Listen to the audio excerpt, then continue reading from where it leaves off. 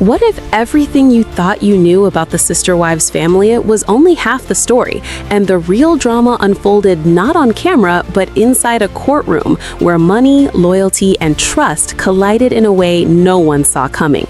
Tonight, we are uncovering the hidden financial battle, the shocking legal ruling, and the questions that could change the future of the entire family forever. So if you want the real breakdown, the details no one else is connecting, and updates the moment they drop, hit that subscribe button right now and join the crew, because you do not want to miss what happens next. What if the biggest twist in the Sister Wives universe never made it to air? And what if the real story unfolded far away from confessionals and carefully edited episodes in a place where cameras were not allowed and contracts could not soften the truth? For years, viewers were told about unity, about sacrifice, about one family moving as a single force, guided by shared belief and shared finances. The concept sounded simple. Every dollar earned from television appearances, business ventures, property sales, and side projects would flow into a central pool, often described as the family pot. From that pool, mortgages were paid, land was purchased, children were supported, and dreams were funded. It was presented as the financial symbol of equality, a structure built on trust and loyalty and faith in leadership. But as relationships began to fracture and certain members sought independence, whispers reportedly started about where the money was really going and whether that shared pot remained as unified as it once appeared. Insiders later described quiet strategy conversations happening behind closed doors during a period when the family dynamic was rapidly changing, with some partners stepping away and others consolidating influence. And according to information that surfaced during a civil dispute, those conversations allegedly included discussions about restructuring assets to protect what was described as the core unit. The term protection would later become one of the most debated words in the courtroom because while one side framed it as responsible planning, the other side framed it as exclusion and redirection of jointly earned resources. A limited liability company was reportedly formed during this period, positioned publicly as a business entity but later scrutinized for the timing of its creation and the flow of funds that followed. Forensic accountants hired during the dispute examined bank statements, transaction histories, and corporate filings, and what they reportedly found formed the backbone of the plaintiff's argument. Substantial sums were transferred from accounts that had historically functioned as shared family funds into accounts controlled by the newly formed company. And while transfers in themselves are not unusual, the pattern, the amounts, and the internal discussions that allegedly accompanied them raised serious questions. When audio recordings were introduced as evidence, the tension intensified. Transcripts presented in court reportedly captured conversations about redefining the family structure in financial terms, describing some former partners as independent and others as loyal stakeholders in a new vision. When paired with documentation showing transfers totaling more than $1.6 million, those words took on legal weight. The defense argued that ultimate authority over finances had always rested with the recognized head of household, and that restructuring during times of transition was both prudent and within rights. The plaintiffs countered that decades of pooled income and shared decision-making created a de facto partnership with fiduciary obligations requiring transparency and equal treatment. The courtroom became less about emotion and more about definitions, about what constitutes a partnership, about whether informal agreements can carry legal force, and about whether intent matters when assessing financial movement. As each transaction was displayed alongside timestamps from the recordings, observers described the atmosphere as methodical yet charged, because the story being constructed was not about a single impulsive decision, but about a sequence of calculated steps. Following the sale of multiple properties in a previous state, proceeds that were expected to fund future development reportedly became central to the dispute. Some of those proceeds were used to pay down land purchased collectively, but additional funds were allegedly routed into the company structure, raising further concerns about equitable distribution. When the judge reviewed the evidence, she reportedly focused on the alignment between the language used in private discussions and the financial trail left in public records.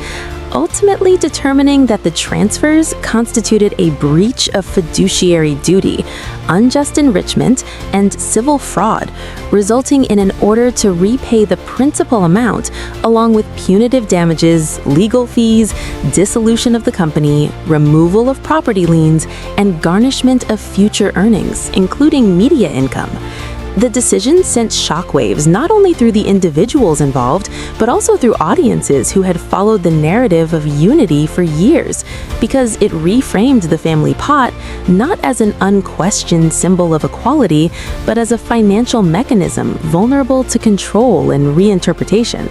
And yet, even as the judgment closed one chapter, it opened another, leaving unanswered questions about the origin of the recordings, about whether earlier transparency could have prevented escalation, and about how public storytelling will address the legal findings going forward. As cameras continue to document evolving lives, viewers are left to reconcile two parallel realities: the televised version, built on confessionals and themes of loyalty, and the documented version, built on spreadsheets, filings, and judicial analysis. The suspense now lies not in whether the past can be rewritten, but in how the future will be shaped by accountability. Because when shared finances intersect with shifting relationships, the consequences extend far beyond personal disappointment into the realm of contracts, courtrooms, and lasting financial impact. And that is the layer beneath the headlines, the part rarely shown, yet impossible to ignore. A reminder that partnership, whether familial or corporate, demands clarity, communication, and mutual consent. And when those pillars weaken, even long-standing structures can unravel in ways no one initially anticipated. On the morning the final ruling was expected, the courthouse atmosphere reportedly felt restrained, yet heavy, as though everyone present understood that whatever was about to be said would permanently alter reputations, finances, and the trajectory of a family story that had unfolded in public view for more than a decade. Both sides arrived with measured expressions, the plaintiffs composed and resolute, the defendants unified and visibly tense. And when the judge entered the room, silence settled in with a weight that observers later described as unforgettable, because this was no longer about competing narratives on television. It was about documented evidence, sworn testimony, and the legal definitions that would determine accountability. The court reviewed months of financial analysis, including transaction timelines, corporate filings, property records, and authenticated audio transcripts. And as the ruling began, the language was direct, focusing on fiduciary responsibility, partnership principles, and the expectations created when individuals pool income over extended periods. The judge emphasized that regardless of marital status, decades of shared earnings and joint decision-making can establish obligations similar to those found in formal business partnerships, and that those obligations require transparency, good faith, and equal consideration of all contributors. When discussing the formation of the limited liability company, the court noted the proximity between private conversations about consolidation and the subsequent movement of funds into accounts controlled by that entity, pointing out that while asset protection is not inherently improper, intent and disclosure are critical factors in evaluating legality. The judgment stated that the pattern of transfers totaling more than $1.6 million constituted a breach of fiduciary duty and unjust enrichment, and further determined that the documented intent demonstrated through recorded discussions satisfied the threshold for civil fraud. The ruling ordered repayment of the principal amount, punitive damages to address the seriousness of the conduct, full reimbursement of legal costs, dissolution of the company, and removal of liens placed on property parcels that had been collectively purchased.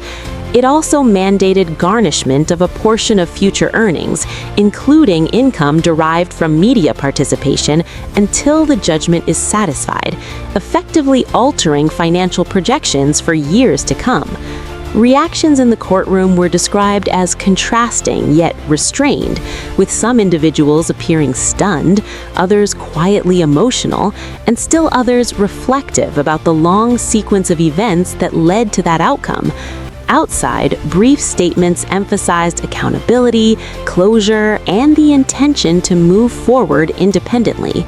And as news of the verdict spread, industry observers began speculating about how the developments might influence future programming, because reality television often integrates real-life events into its narrative arc, yet contractual obligations, financial strain, and reputational considerations add layers of complexity.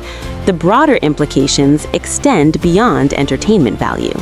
At the end of the day, this story is bigger than headlines and bigger than television because it is about accountability, trust, and the real cost of decisions made behind closed doors. The verdict may have closed one chapter, but the fallout is just beginning, and the future of the family has never been more uncertain. So if you want honest updates, deep breakdowns, and the full story as it unfolds, make sure you hit subscribe right now and turn on notifications because the next twist could drop at any moment.